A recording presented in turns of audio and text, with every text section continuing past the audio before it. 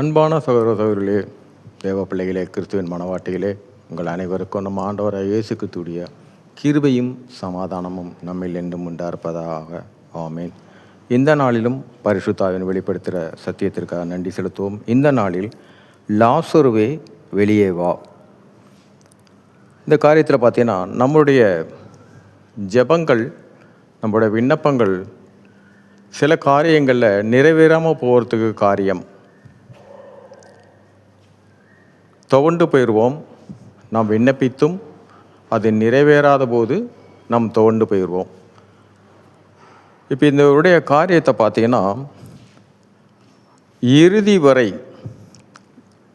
வரை நாம் விண்ணப்பித்ததை நம்ம பெற்றுக்கொள்வோம் என்று அந்த விசுவாசம் மட்டும்தான். அப்படி இருந்தால் மாத்திரம்தான் நாம் விண்ணப்பித்ததை பெற்றுக்கொள்வோம்.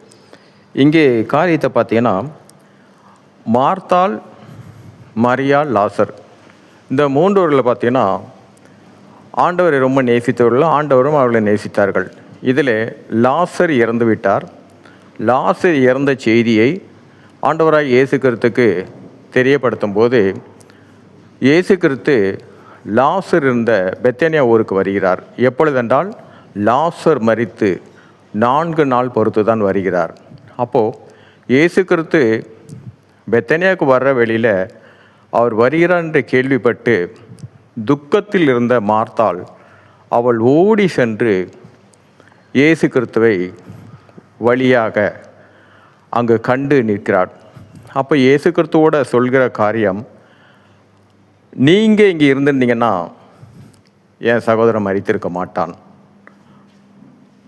அதே போல் மரியாளும் அவரோட சகோதரியும் சொல்கிறா, ஆண்டவரை நீங்கள் இருந்திருந்தீங்கன்னா என் தம்பி மரித்திருக்க மாட்டான்.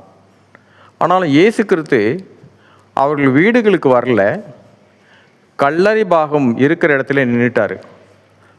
அப்போது எதற்காக மார்த்தாள் இயேசு கிறிஸ்துவை காண ஓடி வந்தாள்? எப்படி இருந்தாலும் துக்கத்திற்காக வீட்டுக்கு தானே வருவார் ஆண்டவர், அவர் அங்கேயே இருந்திருக்கலாம்.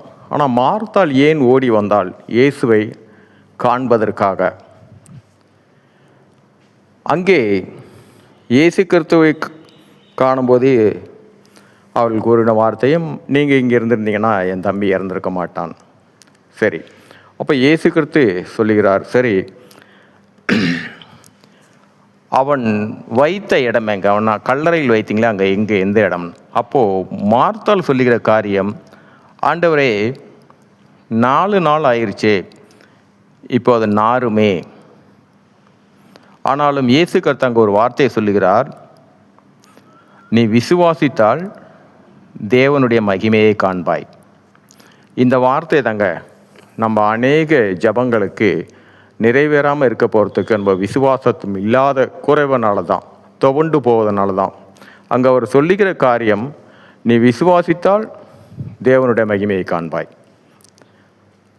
பின்பு அங்கே சென்று நம் ஆண்டவராகிய இயேசு கிறிஸ்து கல்லறையில் வைக்கப்பட்ட அந்த அடைப்பு கல்லை மாற்றும்படியாக உத்தரவிடுகிறார். அங்கே அந்த கற்களை நவத்தின உடனே இயேசு கிறிஸ்து ஒரு வார்த்தை சொல்லுகிறார், லாசருவே வெளியே வா என்று. அப்பொழுது அவன் வெளியே வருகிறான். ஆனால் யோவான் 11ஆம் அதிகாரத்தில் 44வது வசனம், அவன் வெளியே வந்த உடனே பார்த்தீங்கன்னா, அப்பொழுது மரித்தவன் வெளியே வந்தான், அவன் கால்களும் கைகளும் பிரேத சீலைகளினால் கட்டப்பட்டிருந்தது, அவன் முகமும் சீலையால் சுற்றப்பட்டிருந்தது. இயேசு அவர்களை நோக்கி, இவனை கட்டு அவிழ்த்து விடுங்கள் என்றார். அக்காலத்தில் பார்த்தீங்கன்னா, மரணம் அடைஞ்சிட்டாங்கன்னா இப்போ நம்ம சொல்கிற அந்த பேண்டேஜ் துணி மாதிரி அந்த துணியை முழுவதுமாக சுற்றுவார்கள். நம் கால் விரல்கள் இருக்கிற நகம் போல் தெரியாமலும், தலையில் இருக்கிற முடி வெளியே தெரியாத அளவுக்கும் முழுமையாக எல்லாமே ஒரு பாகமும் வெளியே தெரியாத அளவுக்கு சுற்றிடுவாங்க. கால்கள் 2 ஒன்றாக வைத்து சுற்றுவார்கள். இந்த கைகளும் அப்படிதான். அப்படி இருக்கிற வேளையில் கல்லறையில் இருந்தவன் எப்படி எழுந்து வந்தான்? நடந்து வர முடியாது, எழுந்து நிற்க முடியாது. எழுந்து நிற்கணும்னாலும் கைகள் உதவி இல்லாமல் எழுந்து நிற்க முடியாது. அப்போ இதை நம்ம உலகப்பூர்வமாக நம்ம எண்ணி பார்ப்போம். எப்படி வந்திருப்போம்? கண்கள் எல்லாமே மூடப்பட்டிருக்குதே, எப்படி வந்திருப்பாங்கன்னு. இதுதான் அவர் சொல்லுகிற காரியம். நீ விசுவாசித்தால் தேவனுடைய மகிமையை காண்பாய். இந்த ஒரு காரியத்தில் தான் நம் ஜெபங்கள் செய்வோம், ஆனாலும் கடைசியில் தோண்டு விடுவோம்.